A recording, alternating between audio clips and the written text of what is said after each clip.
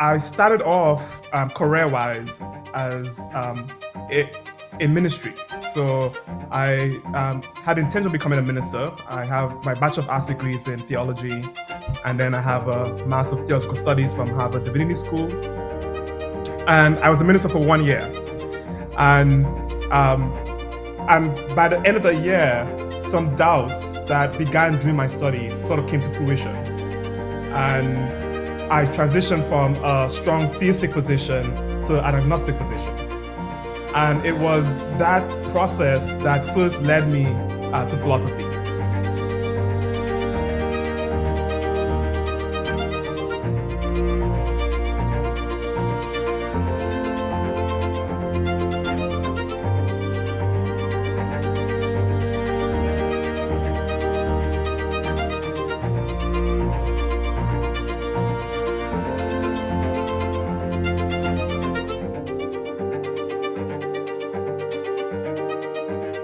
Welcome everyone to today's interview, where I'm very pleased to welcome Professor Avery Archer.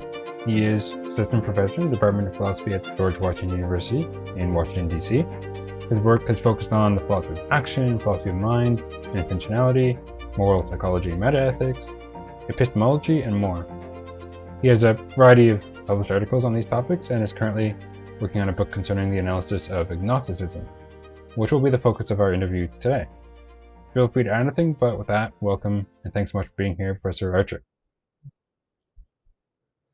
Thank you for having me, Troy. And yeah, that's perfect as far as introduction. So just a quick biographical anecdote. So I started off career-wise as in ministry. So I had the intention of becoming a minister. I have my Bachelor of Arts degrees in theology, and then I have a Master of Theological Studies from Harvard Divinity School. And I was a minister for 1 year. And um, and by the end of the year, some doubts that began during my studies sort of came to fruition. And I transitioned from a strong theistic position to an agnostic position.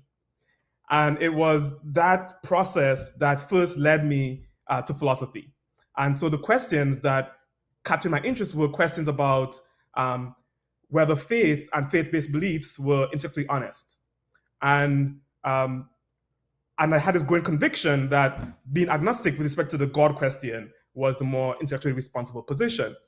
And since then, after entering into philosophy, my interests, as you pointed out, have gone into practical action theory and so on. And so this is a return to the topic that first got me interested in philosophy in the first place. So now, having just gotten tenure, I feel like I can start working on things that mean something really deeply personal. And so I'm really excited about this book for that reason. Of course, I'm not limited in the book to a discussion of religious agnosticism. I'm really looking at agnosticism as an attitude. And so, which is the title of the book, The Attitude of Agnosticism. Yeah, so that's awesome. Yeah, thanks for providing that.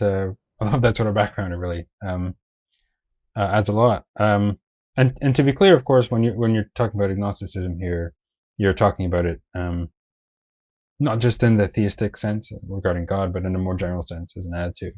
Although you'll have more to say about that. Yeah. So first, sort of preliminary thing, I want to ask, because a lot of people might be worried that like agnosticism, what's so interesting about that? There's not really a lot that we might discuss there. Not the sort of thing that we would expect to be ripe for philosophical exploration. But you want to push back on that. So what would you say about that? Yeah, that's a great question. So I think the topic has received relatively little attention, surprisingly little, I think, in analytic philosophy. In fact, this book, according to the editors at Cambridge, is going to be the first book-length treatment of the topic from a purely secular point of view. So that they are published, at least. So the most initial attempts to describe the view fall under the umbrella of what I call non-attitudinal accounts. So to be agnostic means simply one simply doesn't believe or disbelieve some proposition P. And I think that just was taken for granted, and people didn't really like press it much. And I think it was Jane Friedman who first drew attention to the inadequacy of this sort of default view. So she pointed out the kind of caveman counterexample, right? So caveman wouldn't believe that the Hadron Collider would discover the Higgs boson, nor does the caveman disbelieve that the Hadron Collider would discover the Higgs boson. But it doesn't seem to follow from that the caveman is agnostic, right, about whether the Hadron Collider would discover the Higgs boson. And so that's the first stab. And so there have been attempts to, okay, so maybe not simply lacking belief and disbelief, maybe you have to consider the proposition or be in cognitive contact with the proposition in order to be agnostic about it. And then, so this attempt to refine, and then there were objections to those attempts of refinement. And until we arrived at Friedman's positive view, which is, she argues, agnosticism is this question-directed attitude. And that was a very radical proposition. No one had really considered that possibility. It was taken for granted that being agnostic, like believing or disbelieving, is a proposition-directed mental state. And so once she put forth that proposal, suddenly this generated up a lot of interest in the topic because it challenged a lot of the assumptions. And that's what also inspired me to approach this from a research point of view. No, I disagree with Friedman, but I think there were lots of helpful insights in our analysis. And so I would say I would credit her with being the catalyst for the recent interest in the topic. Yeah, good. And that sparked a bunch of debate on that. And then there's exactly, yeah, more interesting or controversial issues to explore. Yes, the most controversial being the connection between agnosticism and inquiry. So she was very much inspired by some of the Hellenistic traditions on skepticism in her original view. So she thought that the role of agnosticism is to facilitate inquiry. So whereas belief guides action potentially, being agnostic, it doesn't really have that same action guiding role, she thought, but it can guide, okay, what I decide to inquire into. And so that led to posit that being agnostic is both necessary for inquiry and also sufficient for inquiry.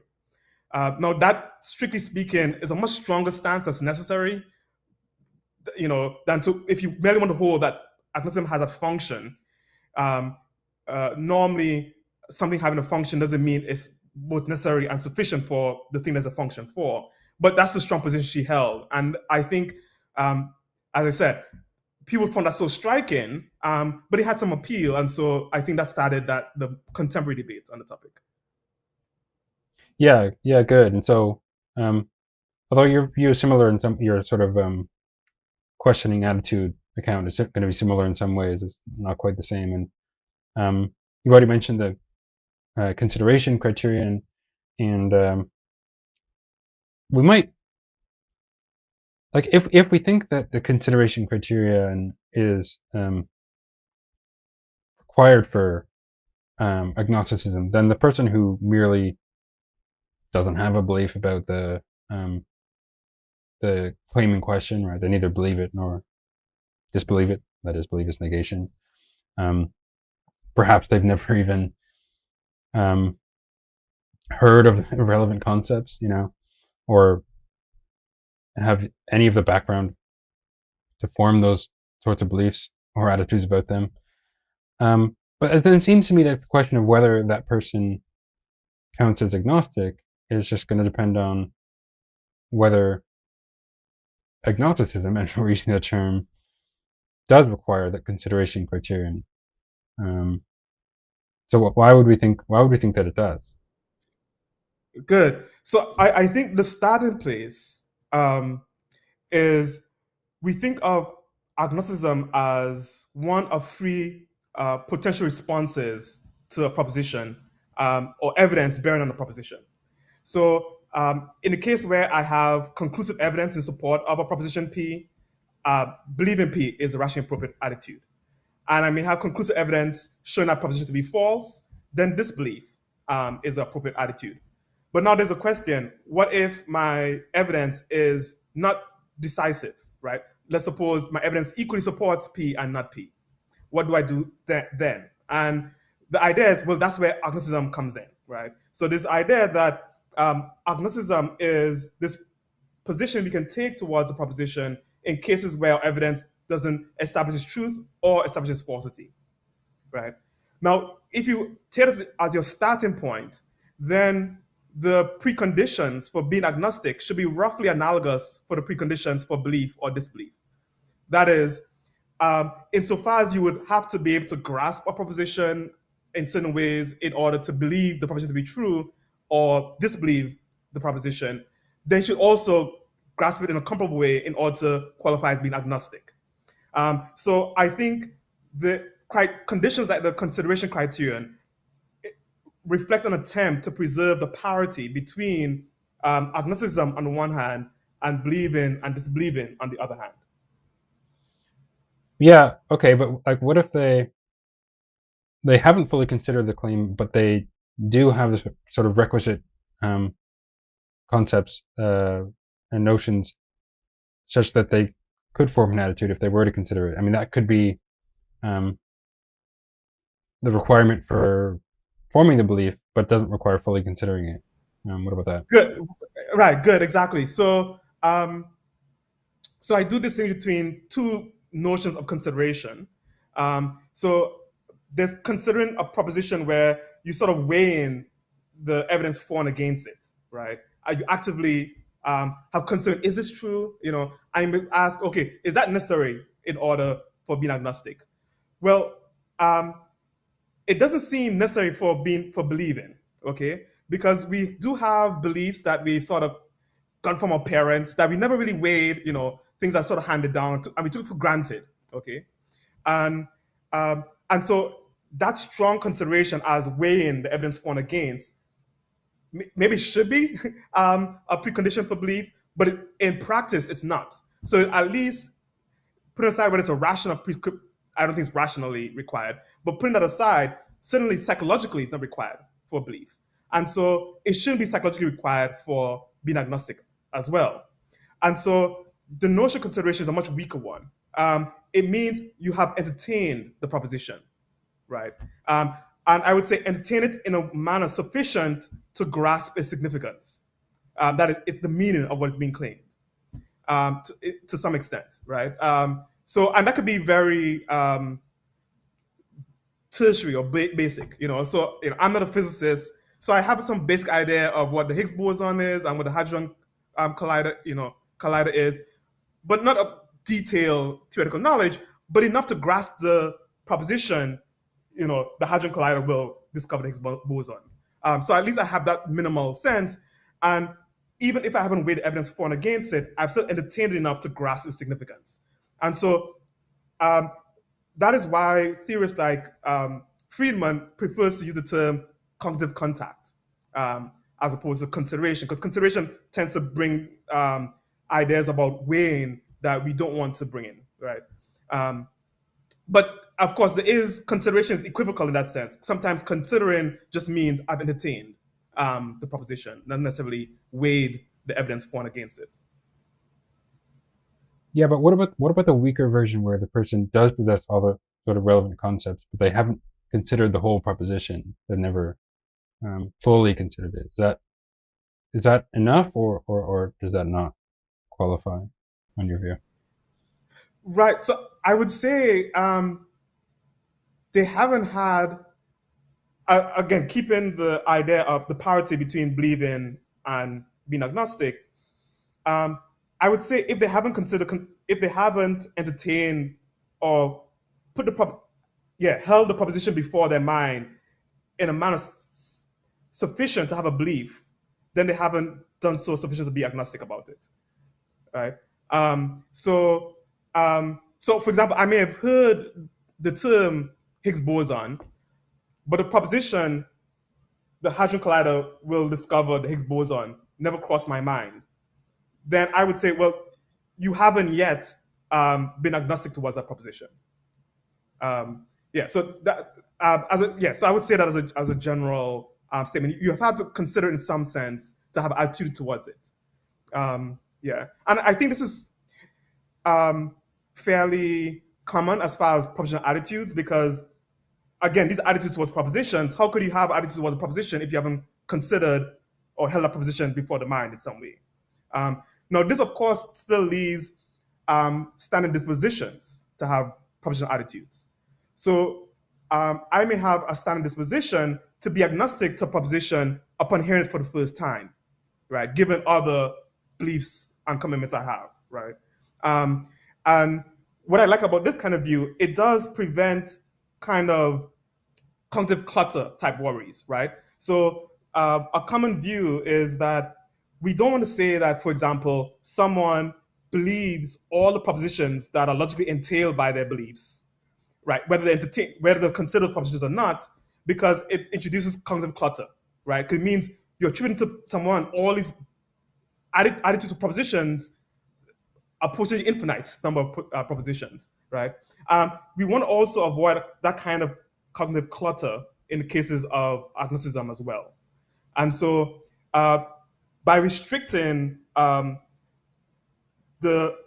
propositional attitudes we attribute to someone to the propositions they actually considered, we avoid that clutter.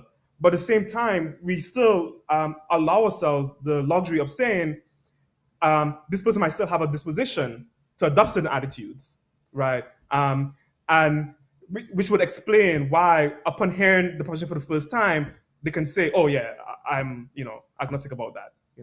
So if someone, I may have never thought about, are there witches in Papua New Guinea?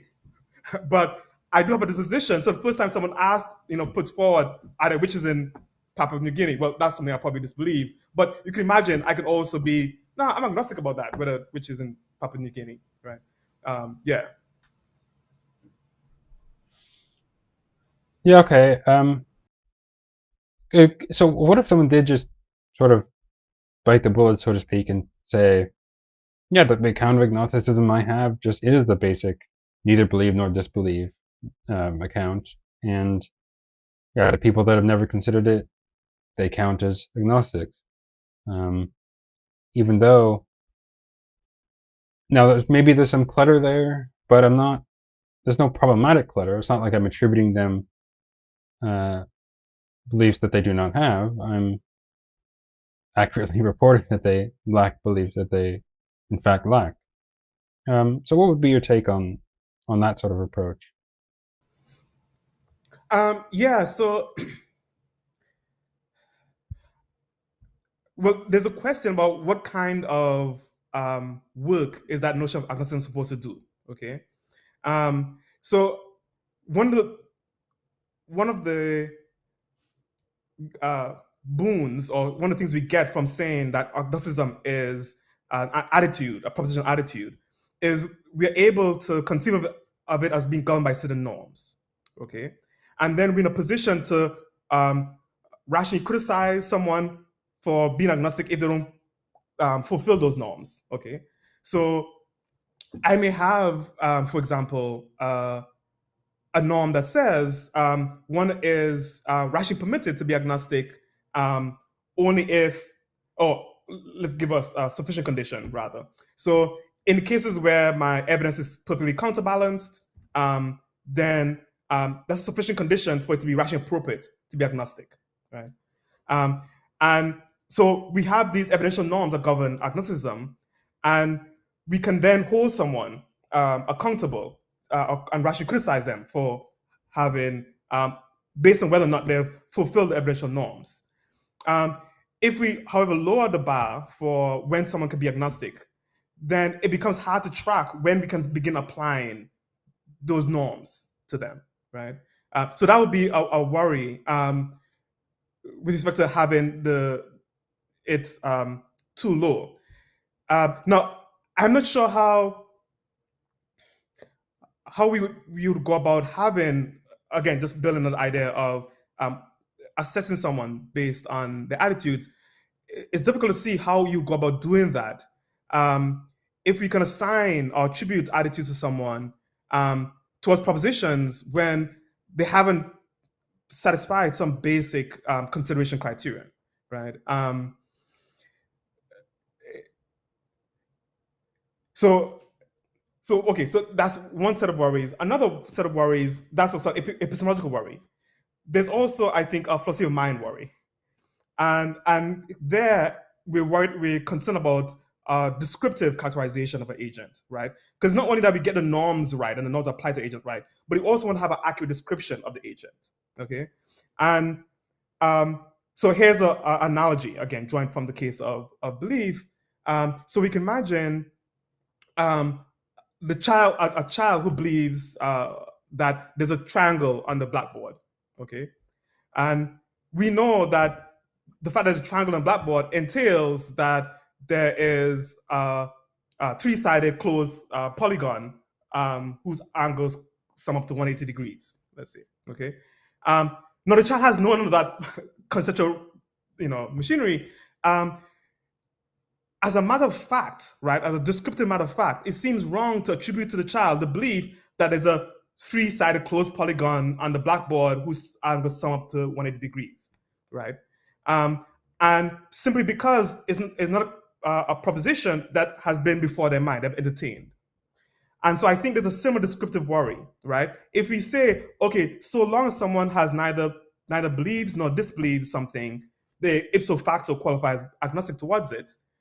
It just seems to get things wrong as a brute psychological description of that agent, because now you're attributing an attitude which simply doesn't exist, right? You're saying this person has this mental stance. They hold a position before their mind in a certain way, which is what I take ourselves to mean when we say someone has a propositional attitude. It means they have a certain psychological stance towards a proposition, but that's absent in that case if they haven't even considered the proposition. Yeah, good. So just on that second point, if the account of agnosticism is just a neither believe nor disbelieve account, then the fact that the child has not considered that proposition, about there being a regular closed polygon with three sides and three angles, that wouldn't rule them out as being agnostic or agnostic on that. Right. And and that's what I'm saying. That should seem weird to us, right? So you're saying that the child's never considered whether it's a three-sided closed polygon. They believe, so you have this weird thing, right? So they believe there's a triangle. They don't believe it's a closed-sided polygon, but they're agnostic about there being a closed-sided polygon, even though that's entailed by a triangle. And then that brings in, now we probably wouldn't be too harsh on a child, but then once you say that they've been agnostic towards the proposition, it brings up questions. Well, that's entailed by something they do believe. And now they're rushing on the hook for the agnosticism, right? And again, that seems to get things wrong, right? So, because again, it's not taking into consideration adequately the deficit of knowledge, right? So if they do, now let's impose the requirement, right? So we say you only count as agnostic if you have considered the proposition. Then we can say, okay, there's something problematic if you believe there's a triangle on the board, and you've considered whether there's a close-sided polygon, and you appreciate what that means, but you don't. But now you're agnostic about that, right? Okay, there's some breakdown, right? Because one proposition entails the other, and yet you believe one but agnostic about the other proposition, and you shouldn't be. So we can criticize them, and that would be appropriate. But it would be inappropriate if we hold that you can be agnostic about the polygon claim in spite of never considering it, right? So again, keep in mind, we apply the standard for belief, right? So we say you could only count as believing there's a polygon if you've considered it. So you've considered the triangle, you've considered the polygon, and now your failure to make the inference is appropriately criticizable. However, you have, on the case where you haven't considered the polygon claim as a candidate for belief, then we say, okay, we wouldn't rationally criticize them for failing to make the inference because there's a deficit, right? again, we want to have that parity in the case of agnosticism. So we want to say then that even though you believe that the triangle claim, the fact that you neither believe nor disbelieve the polygon claim is not yet grounds for criticizing you, because that itself is not sufficient for agnosticism, right? So part of the issue with agnosticism is it does bring into play, as I said, norms like consistency norms, right? And if I am agnostic about P, and if I believe P and P entails Q, and I register this fact, but I'm agnostic about Q, something has gone wrong, right? So you want to be able to preserve that. Yeah, I guess what we then have to say on the neither believe nor disbelieve view of agnosticism is that only the people that are agnostic and have considered it, only those sorts of agnostics are criticizable in these ways. So not all agnostics are criticizable in these ways. But I guess you want to say that we want these norms to be relevant to all people with these sorts of attitudes, to apply to all agnostics, not just some. Is that the idea? Right. So yes. So I think right. We want to have general norms, and rather than say, okay, again, consider the case with belief. We don't want to say that these evidential norms apply to certain beliefs under these conditions, but other conditions they don't apply. Likewise with agnosticism. But also, as far as the division of labor, one might ask, like, well, what is gained if we draw this distinction between one set of agnostic states and another, versus saying all agnostic states are governed by one common norm, and the other states where we don't want to apply the norm are just simply states where one is not being agnostic. The latter approach seems more in keeping with how we treat propositional attitudes in general. Right? That is, propositional attitudes are the locus of normative assessment. Good. Okay, I see where you're coming from there. I did want to ask another question that came up, kind of a meta question. Would you describe your project here as primarily descriptive? That is, you're attempting to describe or capture agnosticism, given how people broadly, or maybe philosophers in particular, are using the term agnostic? Or is it somewhat prescriptive or revisionary, in that you're offering a revision or personification of the term, right? I think I know your answer here, but your answer might help orient the discussion for the audience going forward. Yeah, yeah. Yes. Yeah, that's a great question. And it does sort of bleed into sort of general metaphysical questions about what I see the role of philosophy is. So I do think the starting place is descriptive, but it's also an attempt to make these terms more precise, and also there's a prescriptive dimension. So I think part of my sort of metaphysical approach is I do see philosophy as playing the role of clarifying key concepts, with a recognition that our ordinary linguistic practice, how we use terms, often evolve organically, right? And there isn't a careful attention paid to whether usage in one instance is consistent with our usage in another instance, right? It just this is how it's widely used, and oftentimes inconsistencies creep in. And one of the jobs of the philosopher is to tease out those inconsistencies and say, okay, here's a case where we need to be more precise. That is still consistent with there being more loose quotidian usages. And so sometimes the analogy I use is consider the quotidian concept of an insect versus the scientific concept, right? So when I first came to the US, I learned that many people described spiders and centipedes and millipedes as insects, right? And that might be perfectly fine, a kosher quotidian usage. But if you were to approach a scientist, technically a spider wouldn't qualify as an insect or arachnid, nor would a centipede, because in order to be an insect, you have to have 6 legs and 3, bodily compartments. And so in general, when we have a technical usage of a term, it tends to be narrower than the quotidian usage, and more precise in order to avoid problems that would come about. So for example, insects is easy, given a scientific definition, we can it's easy to trace a certain genetic history, right?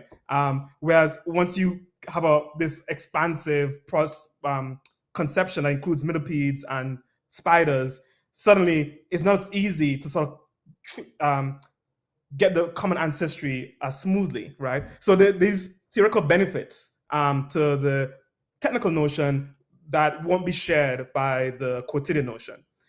I see something similar with our concepts like different concepts within the infancy of mind and epistemology. When we clarify terms like knowledge, and again, oftentimes in ordinary speech, people would say things like, well, once upon a time, people knew that the earth was flat, right? Whereas most philosophers will say, actually, well, they didn't know, they thought they knew, right? But since truth is a requirement for knowledge, strictly speaking, you can't know something false. So it's not possible that anyone could have known that it was flat, right? And again, that in that respect, the philosopher's description of knowledge can be seen as revisionary to at least some people's usage of the term know, right? And so in that respect, I think there is some room for revision and clarification of ordinary linguistic practice. And in the case where that clarification, there's not a long history of that clarification, there may be room for more revision. And that's certainly what I take that to be true of the attitude of agnosticism, right? I think because there hasn't been too much attention, relatively close attention paid to it, I think there's a lot of room to hone and refine our concept of what that agnosticism involves. Yeah, I definitely sympathize with a lot of that. But yeah, I tend to think that common use of a lot of terms, especially those that get kind of co-opted in philosophy, is really messy, kind of vague, sometimes inconsistent, and rarely more precise and like univocal than it needs to be for the purposes that we have for it, which is often not very precise and clear at all. And that's often not good enough for the various philosophical or otherwise intellectual inquiries we might have, right? So to serve those interests, right, our philosophical interests, it just makes sense to make these terms more precise and clear than they otherwise would be if we stuck to common use. I don't know. Do you sympathize with that way of thinking? Yeah.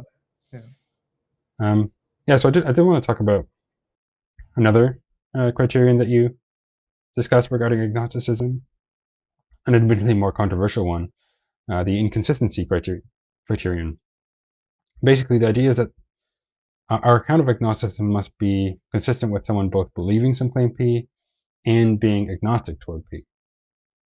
I mean, one possible response to this that you recognize is the idea that if being agnostic about P merely involves not believing P, and also not believing the negation of P, then someone cannot be agnostic about P and believe P, since believing P rules out being agnostic about P. So could you explain your response to this worry? Yeah, great. Yeah, so I think this is the point on which I find myself in disagreement with most of the contemporary theorists writing on the topic of agnosticism. So most of the external accounts take it for granted that one of the requirements for being agnostic is that one neither believes nor disbelieves P. And the primary inspiration for taking a different position comes from my personal experience, right? So I related an anecdote in the chapter where it was an instance of actually inconsistent belief and disbelief, right? Or inconsistent docile attitude in terms of believing and disbelieving. But then I also recognized there was also a point at which I was agnostic and believed at the same time. So The example I give is I was responsible for organizing a conference at the University of Tennessee in Knoxville, um, and the I was the one part of the committee that put the conference together, and we were meeting on a Saturday. And the morning I got out of the conference, I woke up. I'm rushing around, making last minute calls to the organizers to deliver food and the like, and I believed that today is Saturday, and I was constantly reminded of the fact that today was Saturday because the caterer in question wasn't open on weekends, but they were doing a special delivery on the Saturday. So, which meant they were charging me a little bit extra. So that was constantly brought up in the negotiations about the delivery and the like. And so, relative to my beliefs about the conference scheduling and the grunt work, I definitely believe that it was Saturday. However, I mentioned the phenomenon of mental compartmentalization, right? And so psychological work on this topic suggests that when we form beliefs, they're typically associated with some set of conditions, right, with which they're originally formed. Um, and um, and so my belief that it was Saturday was indexed to a certain set of considerations. But then when I started thinking about, okay, getting to campus and whether the shuttle was going to be running to campus, um, relative to that set of belief, I began to question as I looked out at the street and I saw no buses running. I began to think, well, wait, I don't see any buses. Maybe today is Sunday, not Saturday. Um, and I went over to the window to investigate. I saw no buses, and then I just formed the belief: oh man, it's not Saturday. I have to walk to campus because the shuttle only runs on Saturdays. And so I began walking uphill to campus, and halfway through my walk to campus, a shuttle passed me, and then I realized, duh, Avery, like obviously today is Saturday because today is the day of the conference, and that's what I would describe as the previously fragmented or compartmentalized beliefs. One, my belief that it was Saturday indexed to the organizing the conference versus my belief that it was not Saturday, which is indexed to the shuttle when the shuttle was running. They came together, right? So that's a case of believing and disbelieving. And most theorists agree that those are compossible, albeit you're being irrational, okay? However, many of the theorists who believe that believing and disbelieving are compossible, albeit irrational, deny that you can believe and be agnostic. And what I point out is there's a point in that narrative that I just shared where when I was walking over to the window to investigate, what was inspiring my investigation was my being agnostic about whether or not it was Saturday. Because I was going to investigate to find out if it was Saturday to ascertain whether the buses were running. And the reason I think it's important to register the possibility, or I should say the compossibility of being agnostic and believing is because it has important explanatory value. Okay, so if you were to, when it comes to my walking over to the window, the reason I was interested in whether the buses were running was because I believe it was Saturday. That is the day of the conference. If I didn't believe it was Saturday, i.e. the day of the conference, I wouldn't have been interested in finding out whether the buses were running or not.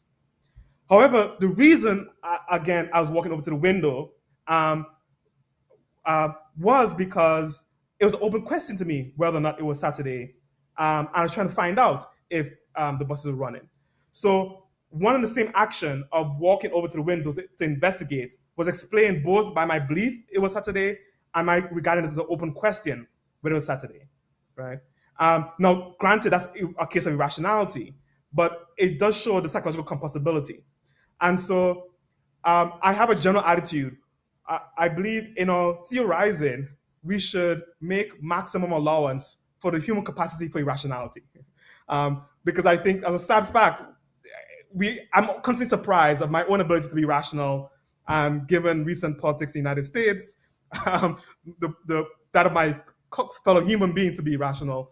And so I think it's important in our theorizing as philosophers, not to lose hold of that capacity to be rational and make room for it.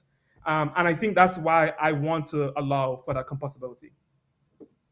Yeah, good. I guess one potential reply is that, I mean, maybe the person didn't persist in having the either the belief that the buses only run on Saturday or the belief that it's Saturday um, when they're questioning whether the buses are running. So, I mean, it's a requirement for this your composability claim that they did really persist in having those beliefs throughout. Um, is your idea that we attribute those beliefs to them because of the explanatory benefit that regarding explaining their actions? Right, exactly. And and here I think using an analogy with the belief case is helpful in fleshing this out, right? So um, I think you can have a similar kind of question about, well, did I really believe and disbelieve it was Saturday at the same time? Maybe I was toggling back and forth between them, or I had neither. Now, the problem with both of those proposals is they either fail to capture the psychological motivation for doing what I was doing, or they fail to capture the normative evaluation of myself as being irrational in the moment. So on the one hand, if we say that I was toggling back and forth between belief and disbelief, but at no point I held both, then it becomes mysterious why I decided to walk to campus. So the moment I decided to walk to campus, again, there would be no reason for me to go to campus unless I believed it was Saturday, the day of the conference, right? And so it is my belief that it was Saturday that explains my decision to walk to campus, emphasis on to campus. However, if I didn't disbelieve it was Saturday, then I wouldn't have assumed the shuttle wasn't running.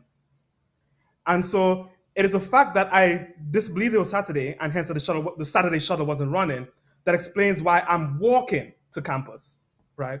And so the very same action of walking to campus, the fact I was going to campus, emphasis on campus, is explained by my belief it was Saturday.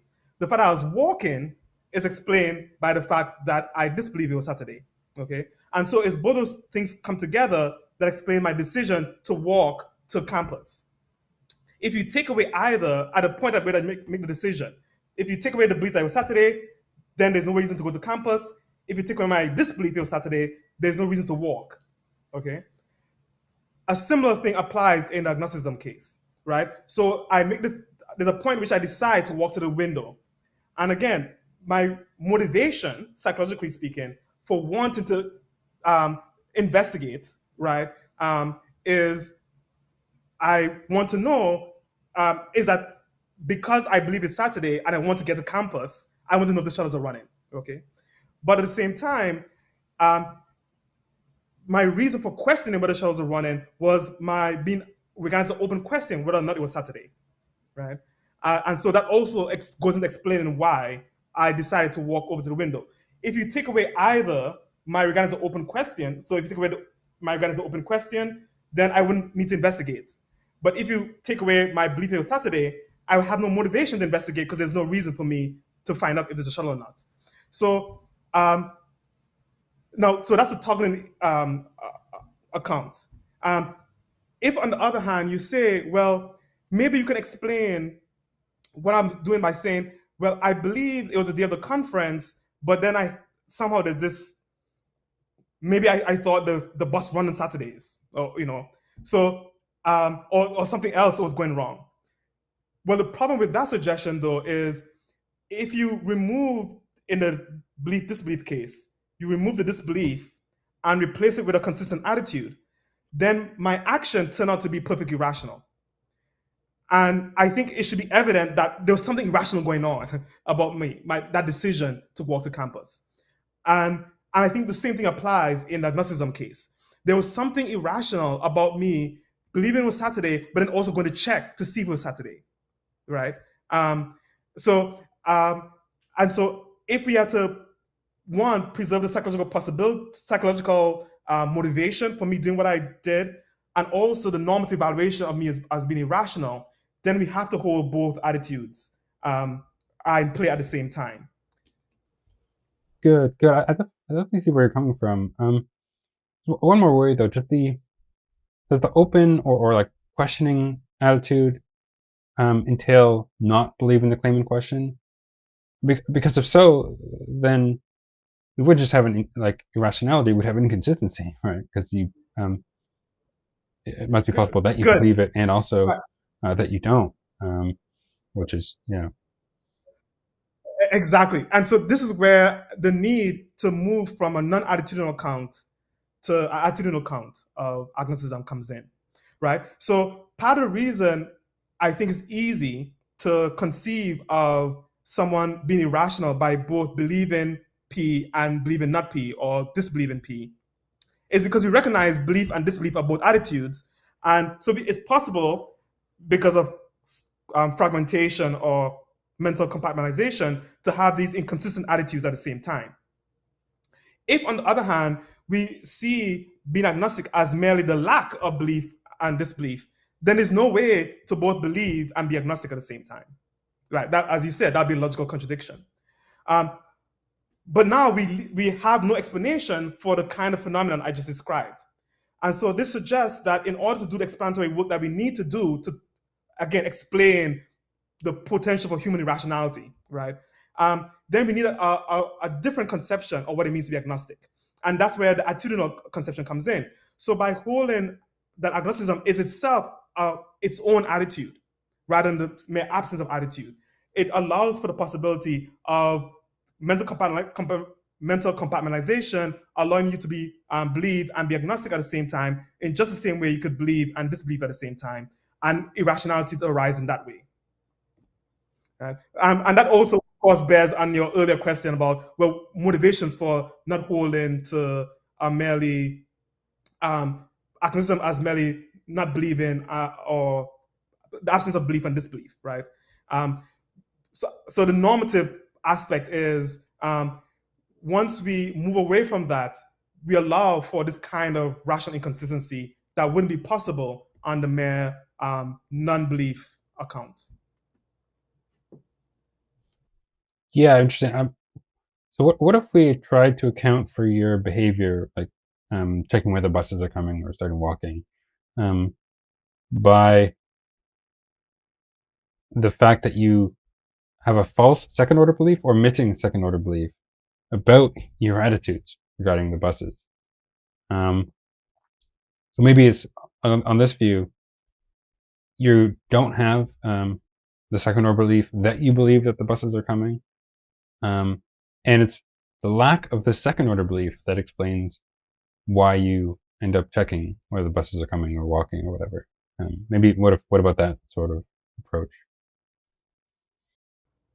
Um, yeah, so I mean, as I see it, whether or not you have the higher order belief is not really doing any explanatory work as far as my account is, my description of the case is concerned. And that's because um, simply lacking the high order belief wouldn't yet explain why I would want to check, right? So um, yeah, so I mean, if I okay, so let's suppose let's see if I have another example. Um, yeah, so I might believe it's raining, but I don't have because I see, it's rain outside, right? But I haven't formed any high order belief about whether I believe it, right? Um, we still have it. The mere fact that I don't have the high order belief doesn't yet give me a reason to go and investigate, right?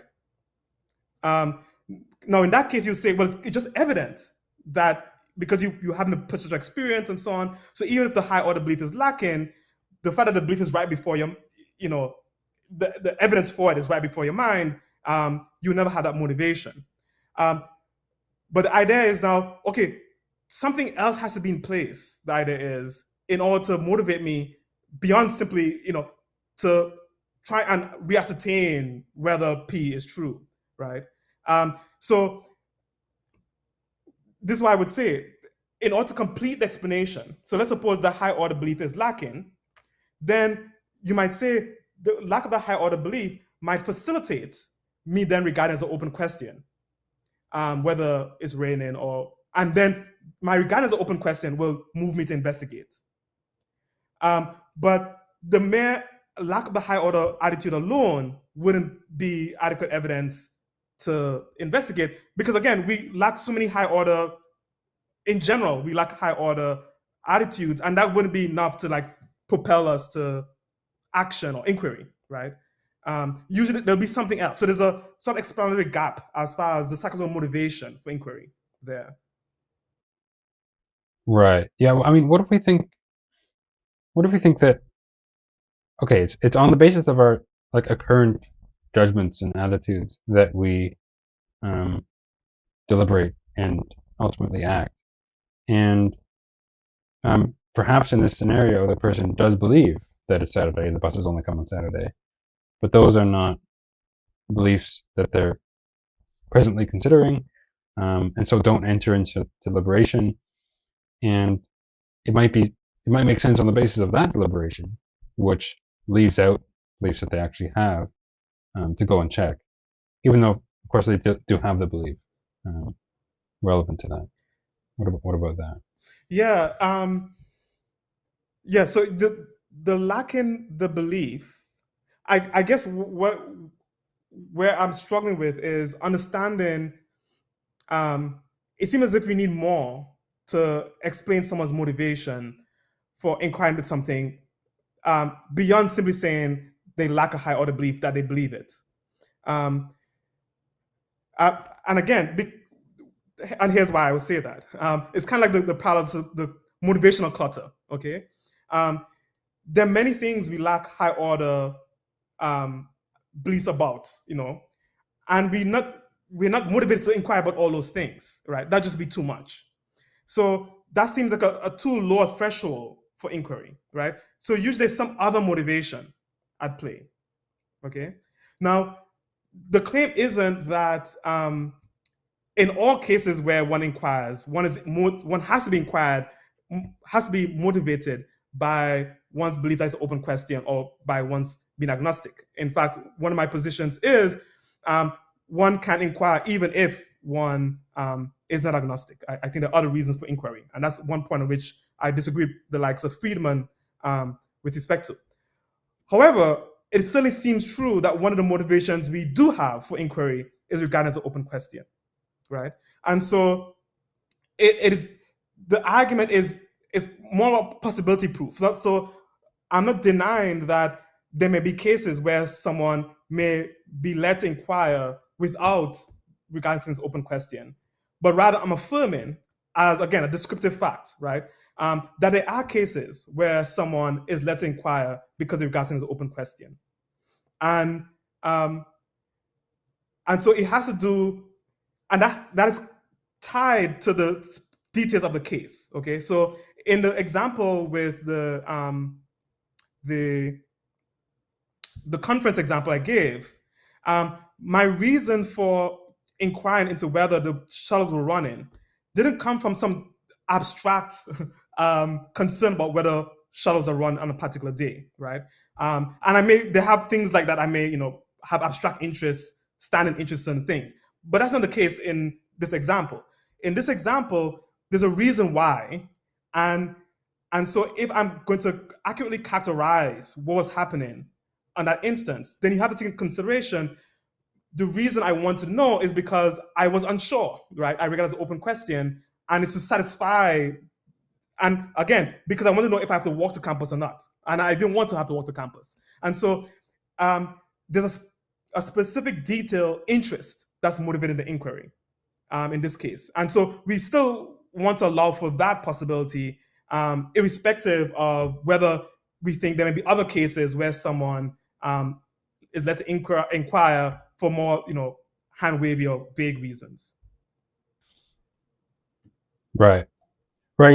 Yeah, to be clear though, I wasn't trying to necessarily recover the missing second order belief approach. I thought your reply on that was pretty good. It's a bit of a different proposal. It's like what explains on this view, what explains why the person acted in the way that they did is that while they did have the relevant belief, that the buses are only coming on Saturday and that it's Saturday, that belief sort of wasn't present to mind. It didn't enter into the deliberation, and so then it makes sense for them when they deliberate in that way to go and check. Even though, as a matter of fact, they have a sort of belief which, if they were to incorporate into their deliberation, wouldn't make sense to go and check. Yeah. That's the Yeah. idea. Yeah. Right. I see. Okay. Yeah. So there's a question about whether how blameworthy you want to hold me, or whether you think it's understandable my mistake. But then there's also the brute question of whether everything is as rationally ought to be. So I think what you're highlighting is that there may be understandable reasons why a belief doesn't feature or guide our actions as it should. Okay, that I think is perfectly consistent with saying that belief is coexisting with another attitude that's in tension with the belief, right? So even if we offer an explanation to explain something that's explained away, right? That is to say, so we might offer explanation of how is it possible for someone to both believe and then have an attitude that's inconsistent with that belief. But that explanation doesn't mean that the inconsistency doesn't exist, that the competing attitudes don't exist anymore. You're just giving a psychological story to make sense of why they exist. Okay, so I would grant, oh sure, there's a sense in which my belief was obscure from me, and that's why I regard it as an open question, and then was led to inquire. That's perfectly fine, but I would also insist, even if obscure, the belief was still present. And so there's still the coexistence of the believing and the attitude that's inconsistent with the believing. Yeah, maybe what I'm saying here isn't even inconsistent with your approach, right? It's just when you do deliberate in this way and don't incorporate some of your relevant background beliefs, you do have this sort of open or inquiring attitude. So you could be agnostic in the sense you're talking about, but what I say here might still be correct as a description of why you are why you deliberate in the way that you do, and so on. Yeah, yeah, right, yeah, and I do think so. I do think oftentimes when we think of irrationality, we think that it's somewhat, maybe we have irrationality akin to like moral failure, but we think about it as, well, someone has believe P and they disbelieve P stubbornly, where it should be obvious to them that they have inconsistencies, but they just like persist. But I think that conceptions come from the desire to like condemn and wag a finger. But if we think about the actual cases of irrationality, it usually comes from some kind of almost purely mechanical failure, right? In terms of reasoning, right? So if we think about the cases where we ourselves are irrational, it is where, for example, I remember my partner was on the phone and she was talking to her friend, and as she was talking to her friend, she's like, I can't find my cell phone, right? And she's ransacking her desk, and neither her nor her friend who she's talking to caught onto the fact that, were you talking on her phone, right? And again, there's a sense in which she did believe she had a phone in her hand because she's talking on the phone, right? But at the same time, there's also an open question, where's the phone is located, right? And I think there was something irrational about her talking on the phone while looking for the phone, right? But again, it's not this kind of hand wavy, oh, how could he be so irrational?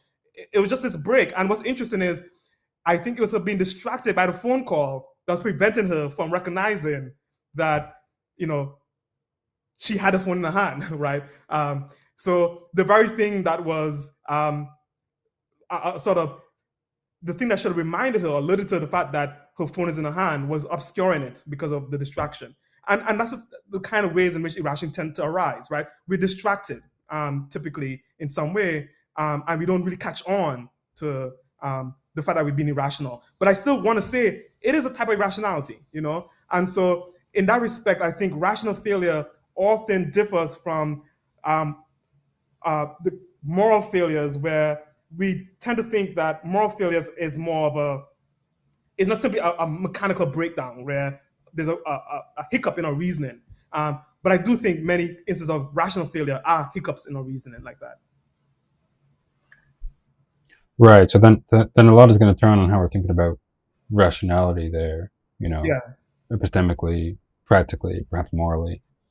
I think it's probably fair to say in that case where the person fails to incorporate a belief in some deliberation that is relevant to that deliberation.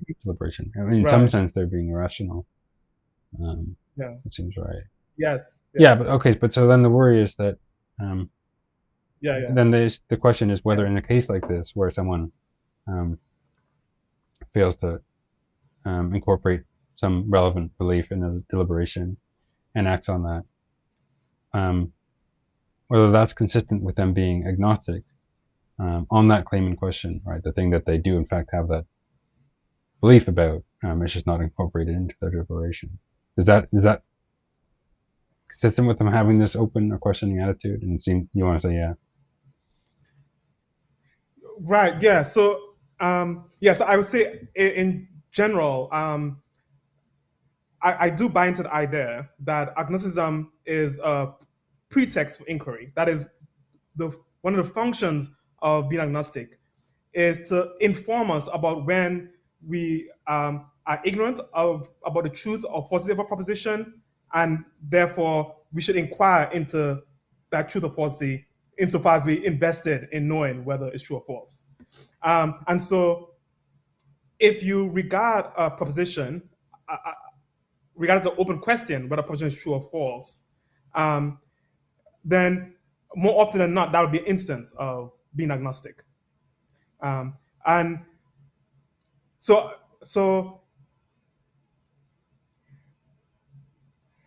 there's some debate about whether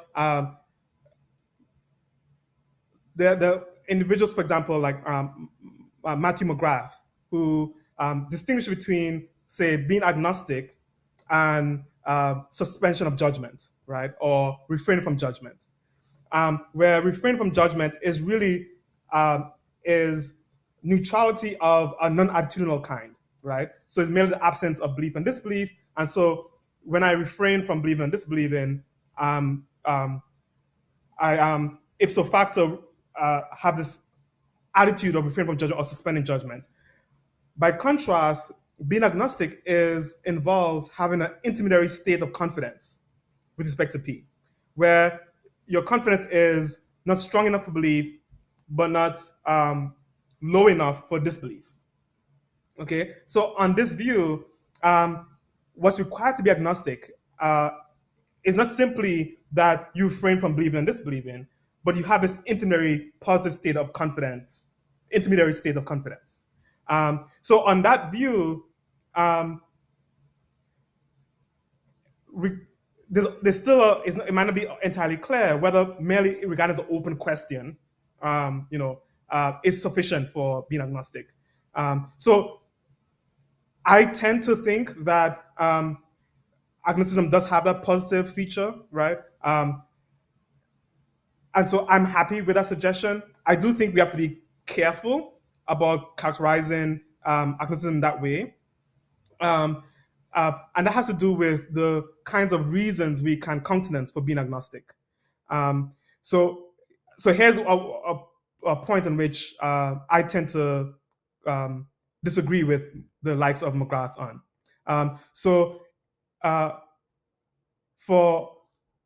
For McGrath, he would want to say that conceptual agnosticism tells us a lot about what can be a reason to be agnostic.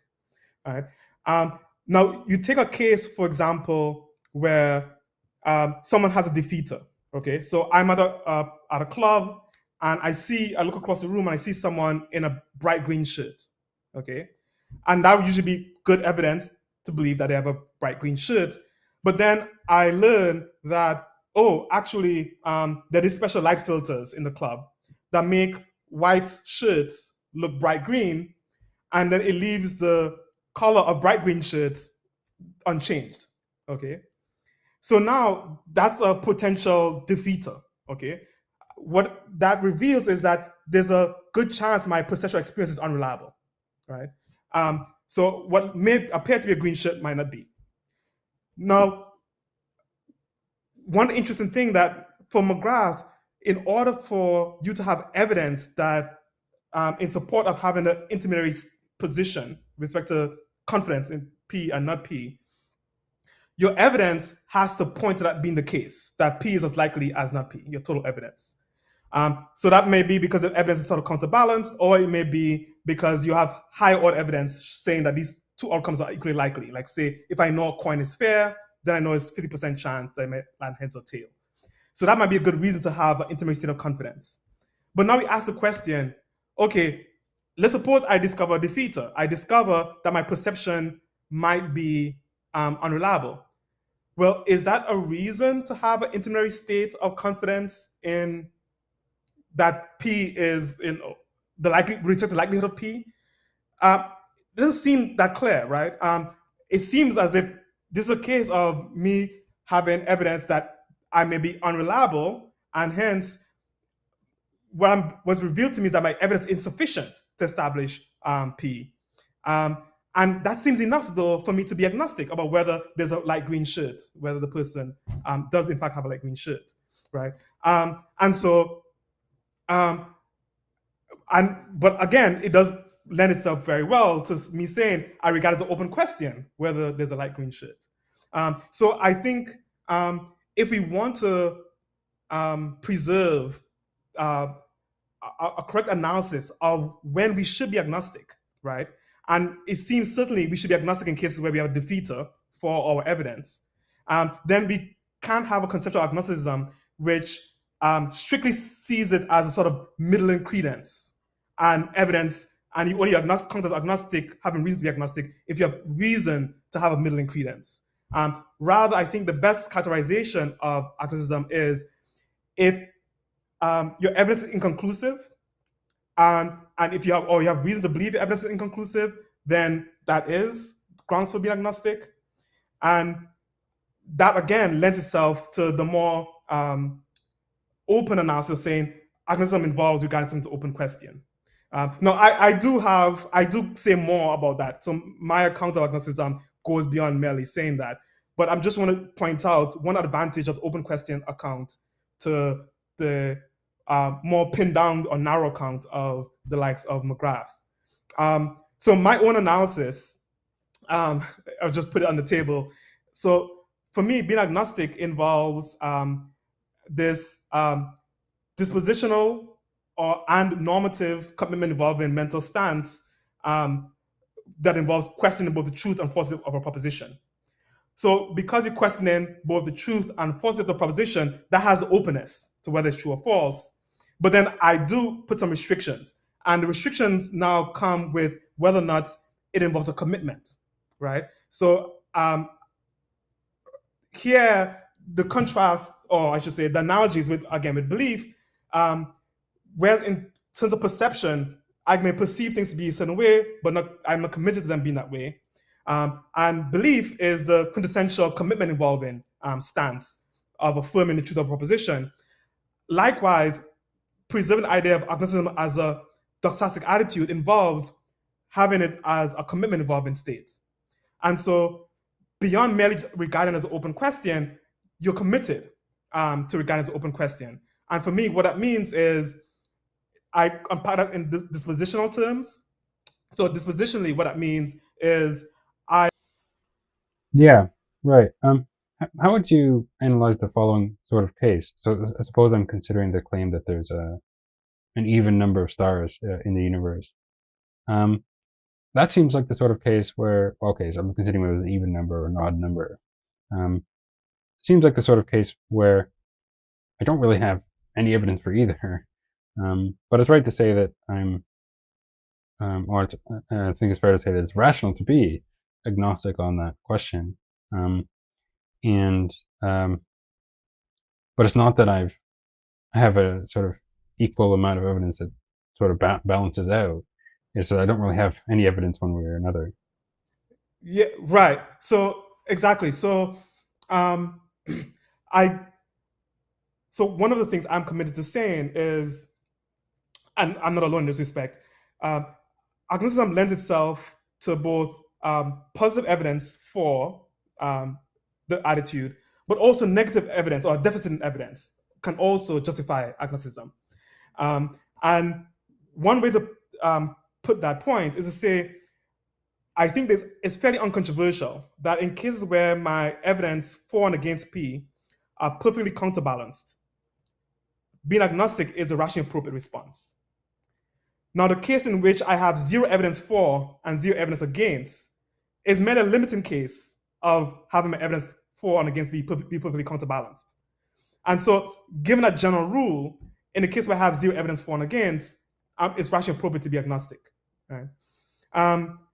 And again, I want to, as a foil, bring up McGrath here, right? So one point, McGrath gives this example of a freshman anthropology student who, say, is presented the proposition, let's say Neanderthals lived in Australia, but they never taken an anthropology class before. They know nothing about Neanderthals, and he suggests that, well, the person might feel silly for taking any stance, so they wouldn't believe or disbelieve. But he said they shouldn't be agnostic either. They should just have no opinion.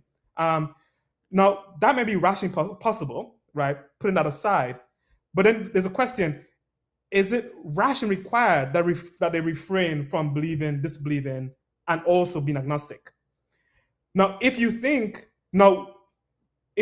that, well, being agnostic requires that you have evidence in support of a middling credence, right, in the proposition, then they don't have any such evidence, right? And so they shouldn't be agnostic. So they should just refrain from having any of the doxastic attitudes. However, if by my lights, since it's not really about whether you have positive evidence that these equal outcomes are, the outcomes are equally likely, but rather you don't have sufficient evidence to establish the truth or falsity, then in that case, I would prescribe, no, you can be agnostic about whether, Neanderthals live in Australia, even if you have no evidence or you encounter the proposition for the very first time. Yeah, so likewise with the claim that, there's an even number of stars in the universe. All right, so I guess I just want to think about what the possible alternatives to these three approaches are. So like considering the anthropology student, clearly they've refrained from judgment, right? They don't have a view on whether it's true or false. But potentially, maybe you want to say that they also might refrain from agnosticism, because I mean they've considered the proposition, but right. Well, that's what McGrath would say. Yeah. Oh, you wouldn't say that? No, I wouldn't. No. So I would say that being agnostic. Yeah, I would say being agnostic is a rationally appropriate position. So I want to distinguish between there's something he presents as psychologically possible, right? So he's saying it's possible that the person might withhold all three, refrain from believing, disbelieving, and being agnostic. Now, his aim in saying that is not, I don't think it's normative. Rather, he's not saying that they're rationally required to do so. Rather, I think he's trying to make room for saying you can refrain from judgment without being agnostic, right? So the two could come apart psychologically. And I want to grant the psychological claim. But what I'm more interested in is the normative claim, right? That is, am I normatively required to refrain from being agnostic? And what I want to say is, even if it's psychologically possible, it's not normatively required. On the contrary, I would say it's normally appropriate to be agnostic in that case. And again, that comports with my overall claim that having an absence of evidence sufficient to establish P and not P is enough to be agnostic. One doesn't have to have positive evidence suggesting that P is equally or almost equally likely as not P. Yeah, good. I think that makes sense. So just quickly on the cognitive possibility of having none of these three views, um, wouldn't someone who both doesn't refrains from considering the proposition and refrains from believing or disbelieving it, aren't they automatically sort of already like questioning it? Its truth. Um, and so, I mean, would that not suffice for agnosticism? What would be your approach there? Yeah. So as I said, this is his claim. So I'm trying to um, make room for that as a psychological possibility. No, ultimately that's going to be again depending on how we cover the conceptual space. You might think it's an empirical question, whether that's a psychological possibility. And so I don't want to I have a hard time getting a handle on it. The example, right? Um, but and so I don't want to take an empirical stand and say this is not possible because I have a hard time conceptualizing it. So what I do is just grant him the point, but then I push back and say there are certain psychological states that may not be normatively salient, and right because there's all these potential ways of being right as human beings, and when we talk about attribution, going back to the attribution of attitudes, what's interesting about attribution of attitudes is I think the normative contours, right? They give us opportunities to assign praise, blame, and also have a complete picture of or description of the agent, right? And so that's why I focus on the question of whether what's the normative import of it. But like you, I struggle with making sense of what is that state. Um, and yeah, yeah. So I share that with you. Yeah. Yeah, right. Okay, fair enough. Yeah, you want to focus on the kind of normative aspect to it. I do want to ask though, and maybe this is going to bring us a bit afield. Um, when you think about normativity, there, do you have a sort of preferred account? Is I think in terms of um, maybe instrumental reasoning or something more objective, like there being certain objective norms of action or rationality or something like that. Um, yeah, I mean, how would you think about that, and or is it even like relevant really to their your project here? Uh, yeah. Yeah. So I haven't in none of my publications I attempt to give an account of normativity or rational normativity. Um, uh, but my general approach is rational norms are really norms regarding truth preservation.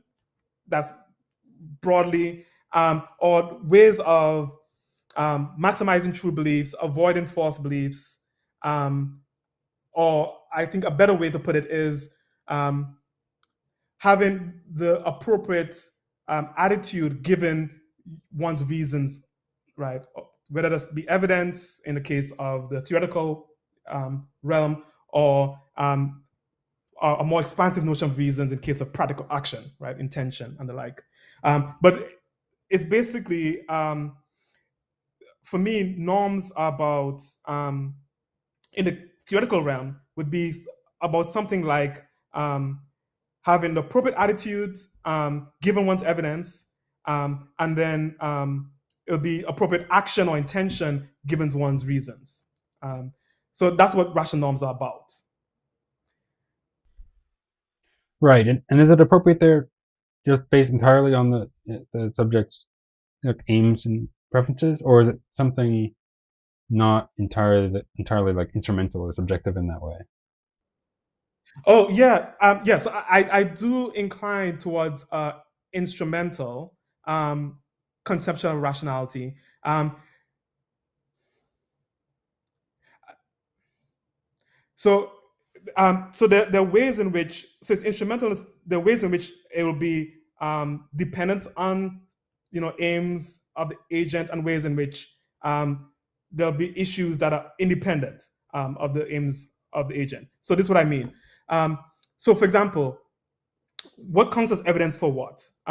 So I would say one of the requirements for some consideration to count for as evidence for in favor of P is that consideration should be reliably correlated with the truth of P. Okay, with P obtaining. Oh yeah, P being true. Now, whether or not that obtains is not simply about a fact about the agent, right? So, say whether or not Coptic spots are reliably correlated with measles, that's an objective matter, right?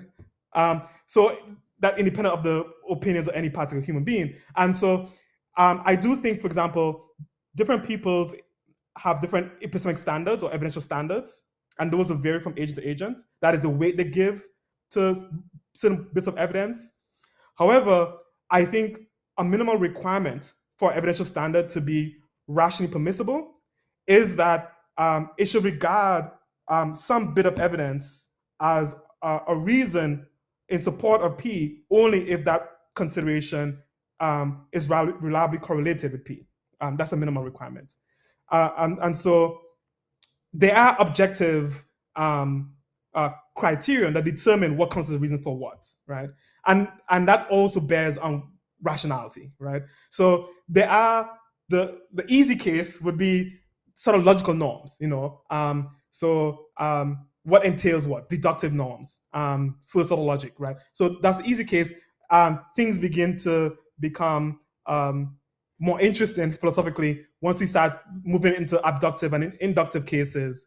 And there, I would appeal to ideas like one set of facts being reliably correlated to another set of facts, and so on. And those, I think, are also rational norms about what counts as evidence for what. Yeah. What do you think about the following sort of case where I form the I have the belief that X's correlate with Y's, perhaps because I observed a bunch of X's and Y's occurring together. Yeah. And then I use that belief Yeah. about that correlation to Yeah. infer when I see some new X that there's going to be a Y as well. Now, we might want to say that that is rational, but what if it turns out that in fact X's do not correlate with Y's, and maybe my observations were not representative or spurious or something, and if the actual correlation with X and Y is required for the rationality, then that fails. But it seems like the wrong result. What do you think about that? Yeah. So again, I was talking about requirements for like a rationally permissible evidential standard regarded in say a local bit of evidence. So there's questions about, I think, going back to my point about points of contact between rationality and say the moral realm, which I don't really, that's beyond my pay grade. But I think there are questions about when we want to blame, when we regard someone as rationally blameworthy or praiseworthy. And I think oftentimes those may come apart from when someone has failed rationally or whether it's rational failure. Okay. So if we buy into my general conception where oftentimes our rationality is due to some cognitive breakdown, oftentimes we're not blameworthy for that cognitive breakdown.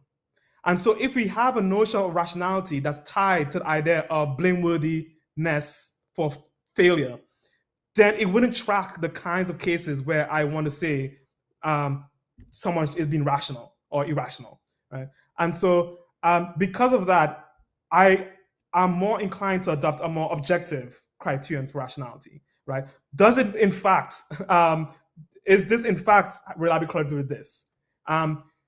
Whether or not you were blameworthy for thinking so, that's another story, right? So I do think there's room for saying someone is being unwittingly irrational, or they did their best, but they were still irrational. And yeah, and so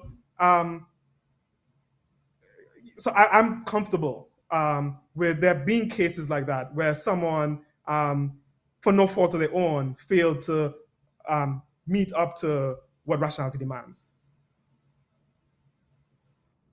Yeah, that's fair. I still think there's room for like another sort of rationality, which only takes into account the sort of attitudes and so on that the subject has or they have access to.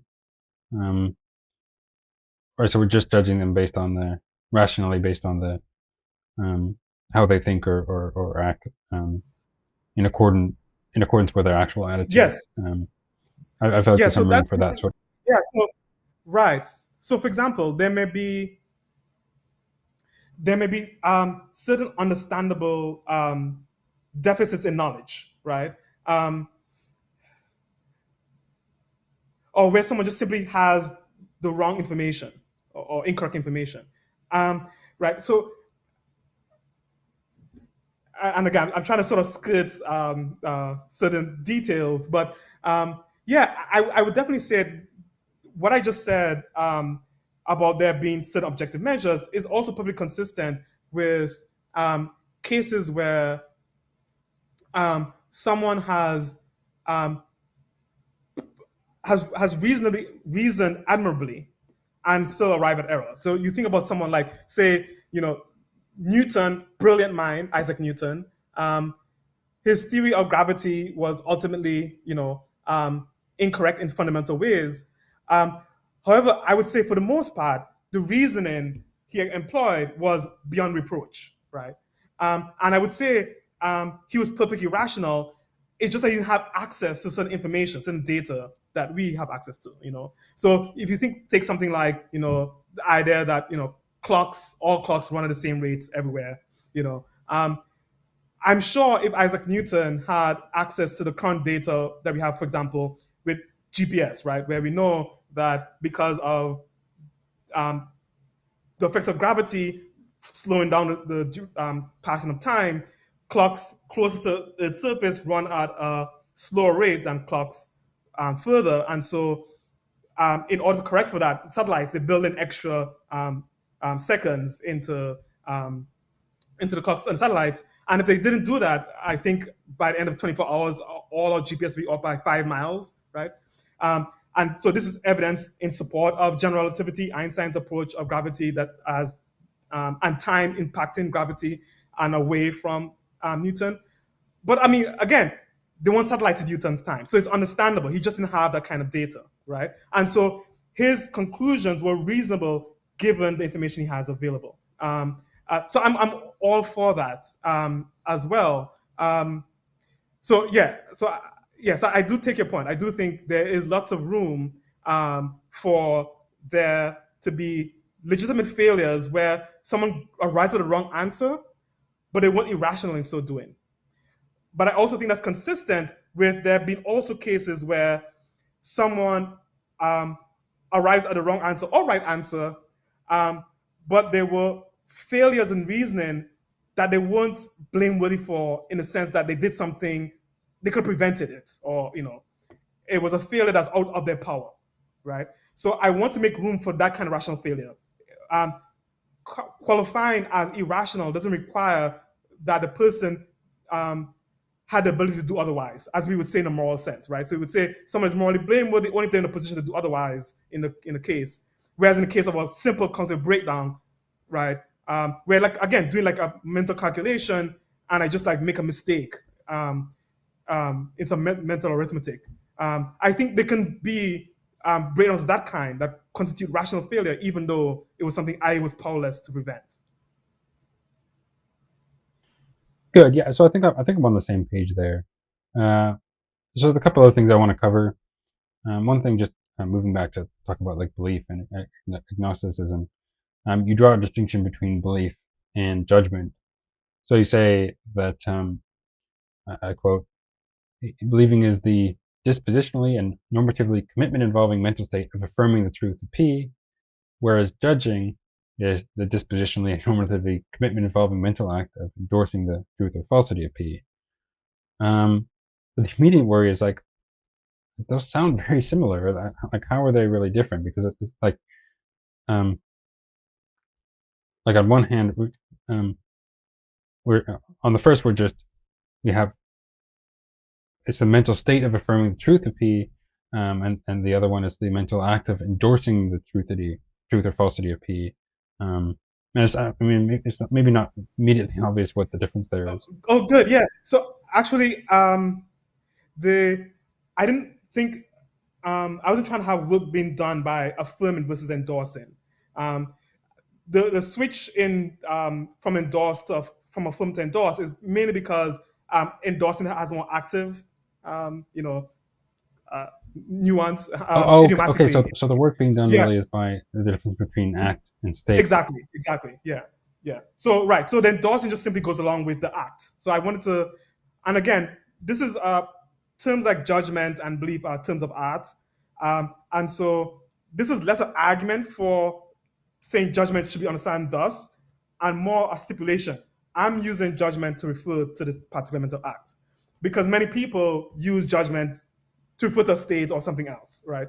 And so I'm just basically saying, okay, to avoid confusion, here's how I'm using the term. And I do have an act attitude conception of both believing and being agnostic. And my main reason for bringing this up, and this is something that, I'm joined here on the work of David Vellman primarily, who also distinguishes between the mental act of judging and the mental state of believing.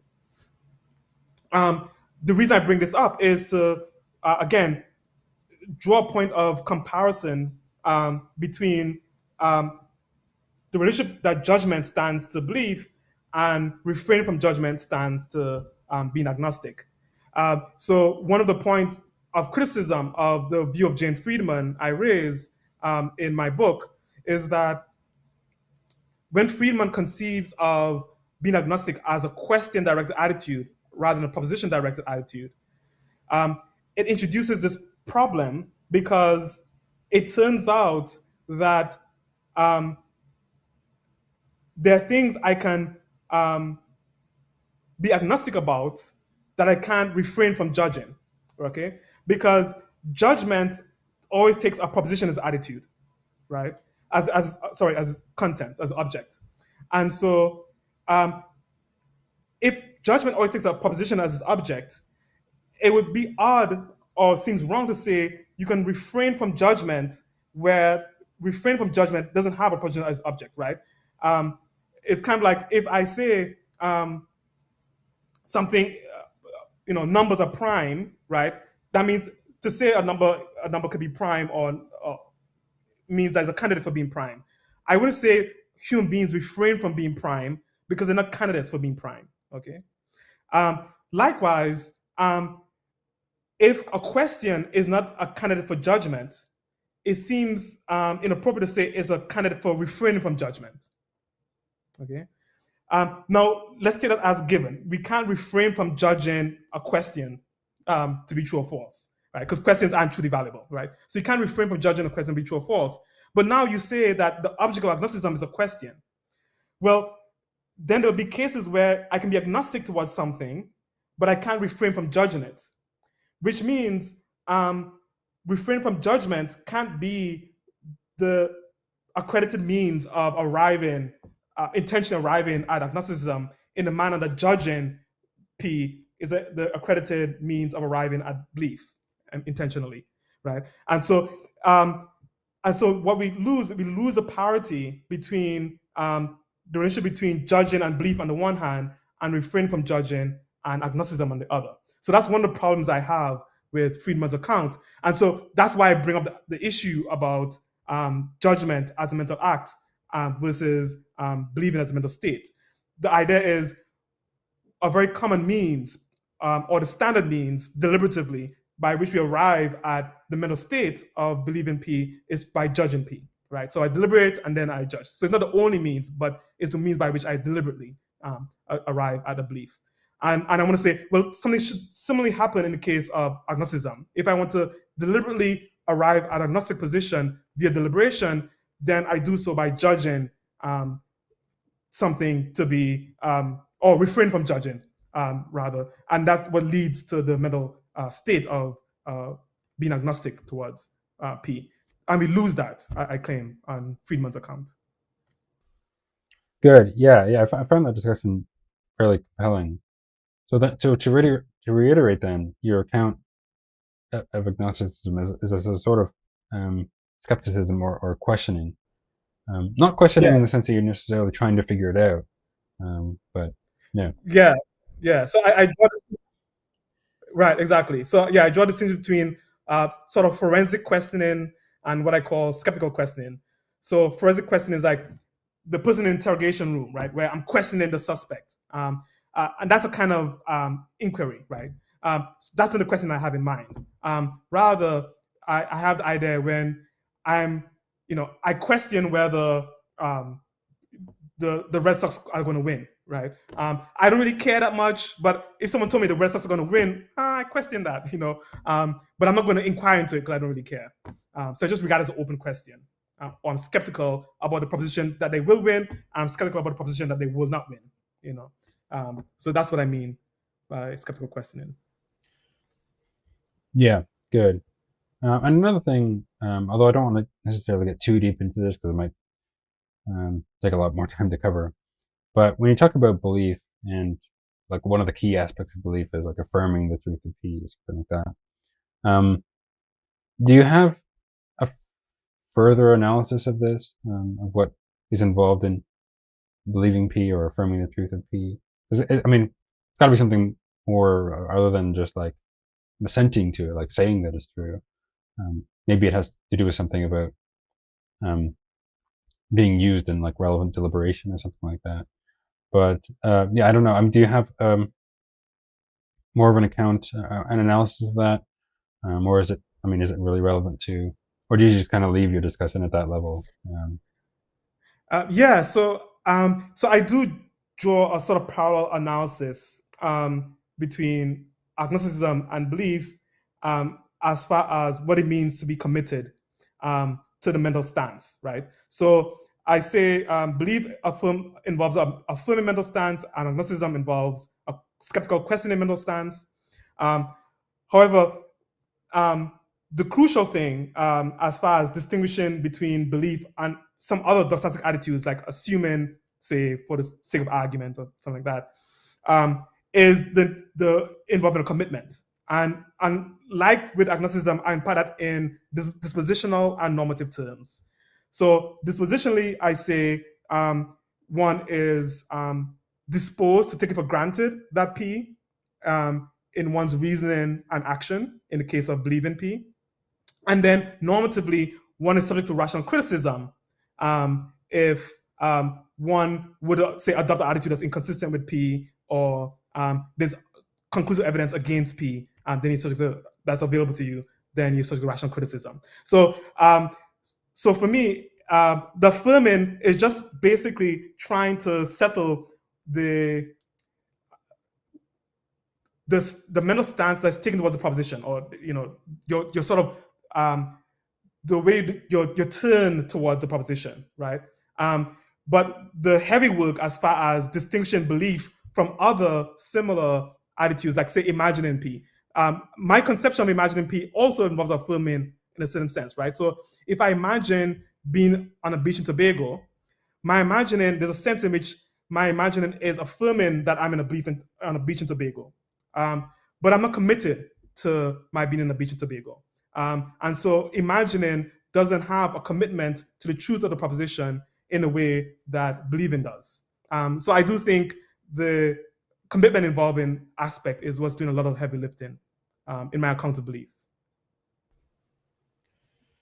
Right, right. Okay, so then tying this back to the earlier discussion about like the example with the person waiting for the bus, um,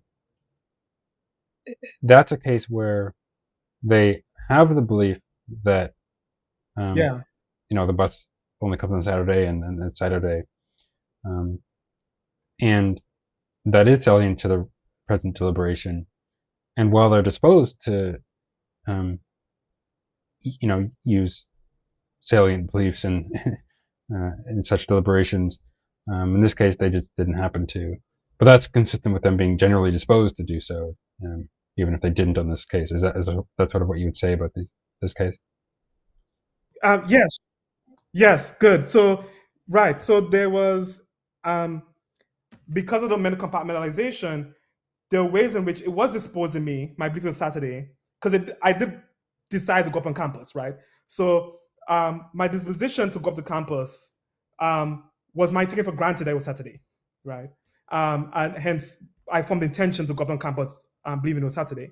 But then there were other kinds of actions where I weren't taking it for granted that P, right? And those were the sets of actions to which I had the sort of agnostic stance, right? And so one of the things that mental compartmentalization allows for is for one to have these inconsistent dispositions, right? And that's what one would expect if one's being irrational, okay? Yeah.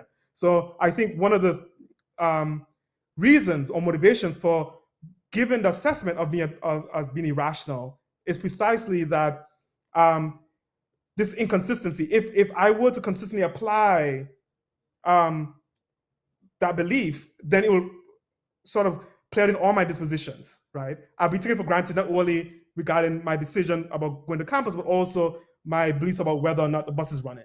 But I didn't, right? And so that's where the rationality comes in. So I think what you're touching on then is that the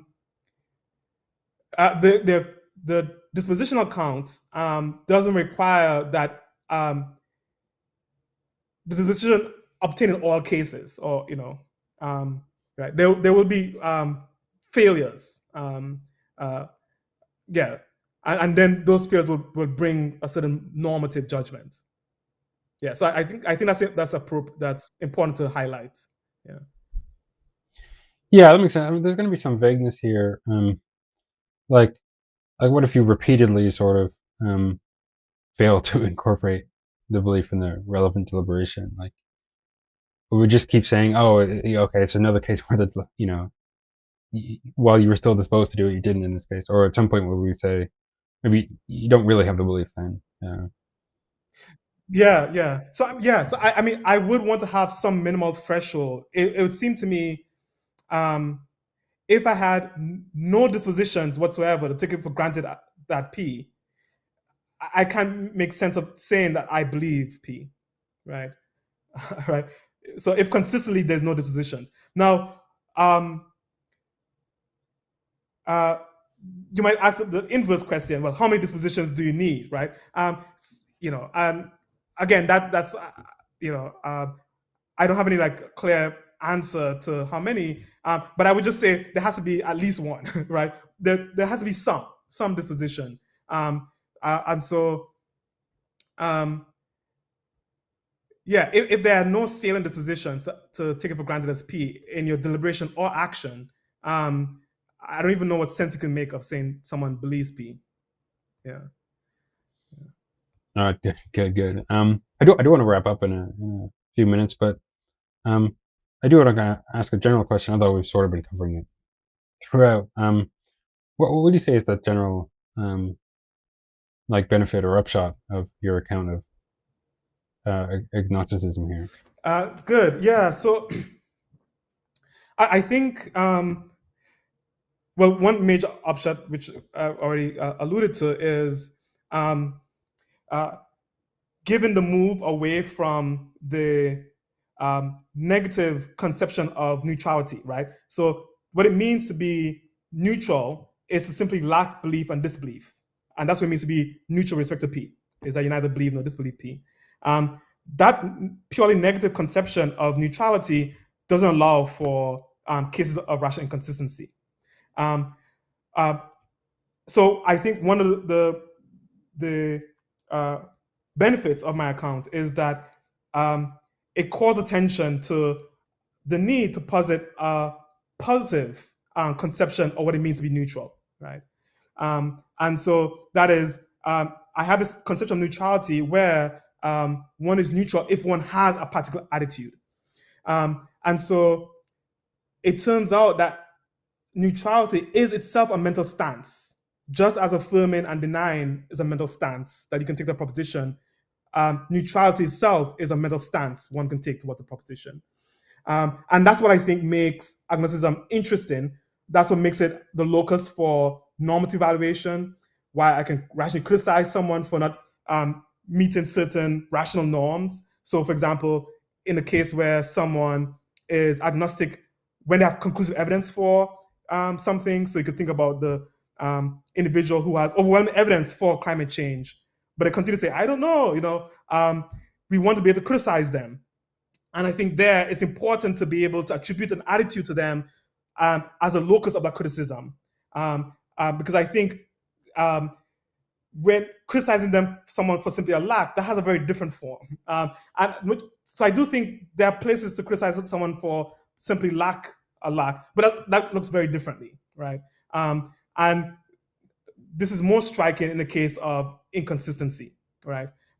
The other aspect, which I also mentioned, is psychological explanation, right?